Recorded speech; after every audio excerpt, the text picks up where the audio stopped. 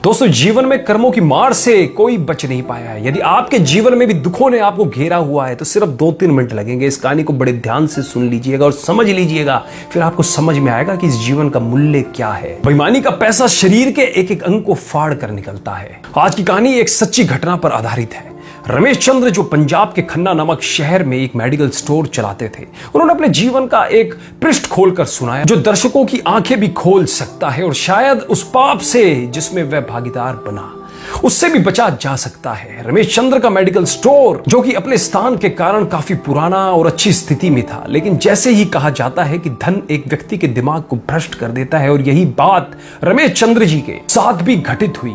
रमेश जी बताते हैं कि मेरा मेडिकल स्टोर बहुत अच्छी तरह से चलता था और मेरी आर्थिक स्थिति भी बहुत अच्छी थी। अपनी कमाई से मैंने जमीन और कुछ प्लॉट खरीदे और अपनी मेडिकल स्टोर के साथ एक क्लिनिकल लेबोरेटरी भी खोल ली। लेकिन मैं यहाँ झूठ नहीं बोलूंगा, मैं एक बहुत ही लालची किस्म का आदमी था, क्योंकि मेडिकल फील्ड में दोगुनी नहीं बल्कि कई गुना कमाई होती है। शायद ज्यादातर लोग इस बारे में नहीं जानते होंगे कि मेडिकल प्रोफेशन में 10 रुपए में आने वाली दवा आराम से 70-80 रुपए में बिक जाती है। लेकिन अगर कोई मुझसे कभी 2 रुपए भी कम करने को कहता तो मैं ग्राहक को मना कर देता। खैर, मैं हर किसी के बारे में बात नहीं कर रहा हूं, सिर्फ अपनी बात कर रहा हूं। और यहां इस कहानी में भी हम किसी और को दोष नहीं दे रहे हैं, बस एक कहानी के माध्यम से आपको समझाना चाह रहे हैं। वर्ष 2008 में गर्मी के दिनों में एक बूढ़ा व्यक्ति मेरे स्टोर में आया।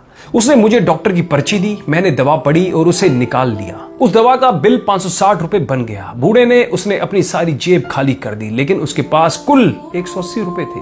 मैं उस समय बहुत गुस्से में था, क्योंकि मुझे काफी समय लगाकर उस बूढ़े व्यक्ति की दवा निकालनी पड़ी थी और ऊपर से उसके पास पर्याप्त पैसे भी नहीं थे। बूढ़ा दवा लेने से मना भी नहीं कर पा रहा था, शायद उसे दवा की सख्त जरूरत थी। फिर उस बूढ़े व्यक्ति ने कहा, मेरी मदद करो, मेरे पास कम पैसे हैं और मेरी पत्नी बीमार है, हमारे बच्चे भी हमें पूछते नहीं हैं, मैं अपनी पत्नी को इस तरह वृद्धावस्था में मरते हुए नहीं देख सकता। लेकिन मैंने उस समय उस बूढ़े व्यक्ति की बात नहीं सुनी और उसे दवा वापस छोड़ने के लिए कहा। यहां पर मैं एक बात कहना चाहूंगा कि वास्तव में उस बूढ़े व्यक्ति की दवा की कुल राशि 120 रुपए ही बनती थी।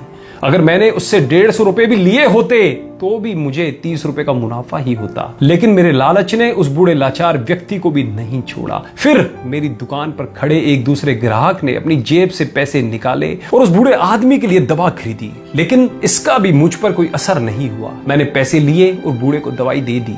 समय बीतता गया और वर्ष 2009 आ गया। मेरे इकलौते बेटे का ब्रेन ट्यूमर हो गया।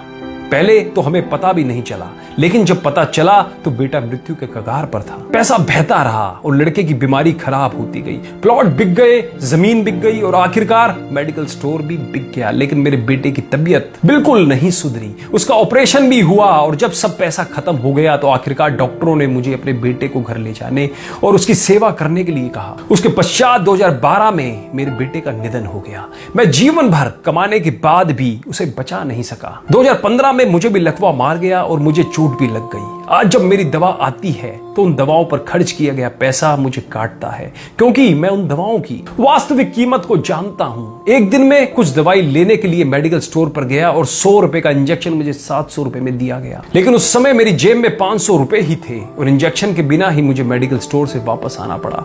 उस समय मुझे उस बूढ़े व्यक्ति की बहुत याद आई और मैं घर चला गया। मैं लोगों से कहना चाहता हूं कि ठीक है कि हम सभी कमाने के लिए बैठे हैं, क्योंकि हर किसी के पास एक पेट है, लेकिन वैध तरीके से कमाएं, ईमानदारी से कमाएं। गरीब लाचारों को लूट कर कमाई करना अच्छी बात नहीं है, क्योंकि नर्क और स्वर्ग केवल इस धरती पर ही है, कहीं और नहीं है। और आज मैं नरक भुगत रहा हूं। पैसा हमेशा मदद नहीं करता, हमेशा ईश्वर के भय से चलो, उसका नियम अटल है, क्योंकि कई बार एक छोटा सा लालच भी हमें बहुत बड़े दुख में धकेल सकता है। जीवन शतरंज के खेल की तरह है और यह खेल आप ईश्वर के साथ खेल रहे हैं। आपकी हर चाल के बाद अगली चाल ईश्वर चलता है। तो एक बार सदैव चिंतन करें, जैसी करनी वैसा ही भरनी, जैसी करनी वैसा फल, आज नहीं तो निश्चित कल।